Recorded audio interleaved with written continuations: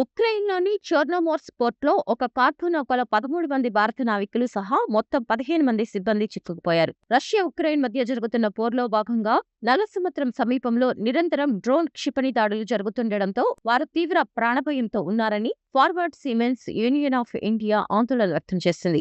MV అమీర్-1 అనే నౌక భయంకరమైన ప్రాణాంతక పరిస్థితుల్లో చిక్కుకుందని ఎఫ్ఎస్యుఐ సోషల్ మీడియా ప్లాట్‌ఫామ్ ఎక్స్‌లో పోస్ట్ చేసింది. నౌక సమీపంలో పదే పదే డ్రోన్ క్షిపణి దాడులు జరుగుతున్నాయి. ఏ క్షణంలోనైనా నౌకపై నేరుగా దాడి జరగవచ్చనే భయంతో సిబ్బంది బతుకుతున్నారు అని యూనియన్ పేర్కొంది. సిబ్బందిని తక్షణమే కాపాడి వారిని స్వదేశానికి తరలించే ఏర్పాట్లు చేయాలని భారత ప్రభుత్వం, నౌకా యాజమాన్యం, ఇతర అధికారులను కోరింది. సంఘర్షణ ప్రాంతాల్లో భారత నావికులకు ఇలా లక్ష్యాలుగా వదిలేయవద్దని వెంటనే చర్యలు తీసుకోండి అని విజ్ఞప్తి చేసింది. నౌక పరిసరాల్లో దట్టమైన పొగ కమ్ముకుంటున్న దృశ్యాలతో కూడిన ఒక వీడియోను కూడా పంచుకుంది. ఇటీవల కాలంలో నల్ల సముద్రంలో వాణిజ్య నౌకలపై ఇలాంటి దాడులు పెరిగాయి. గత వారం జరిగిన దాడిలో ఒక భారత నావికుడు మరణించిన ఘటనపై భారత్ సోమవారం తీవ్రంగా స్పందించింది. ఉక్రెయిన్ రాయబారి ఒలెక్సాండర్ పాలిష్చుక్ పిలిపించి వాణిజ్య నౌకలపై దాడులను తీవ్రంగా ఖండించినట్లు గట్టిగా నిరసన తెలియజేసింది. ఎంవి ఒమర్సీ అనే నౌకపై ఉక్రెయిన్ డ్రోన్ దాడులు చేసినట్లు అప్పట్లో వార్తలు వచ్చాయి. తాజాగా 13 మంది నావికులు చిక్కుకున్న ఘటనపై భారత విదేశాంగ శాఖ గాని,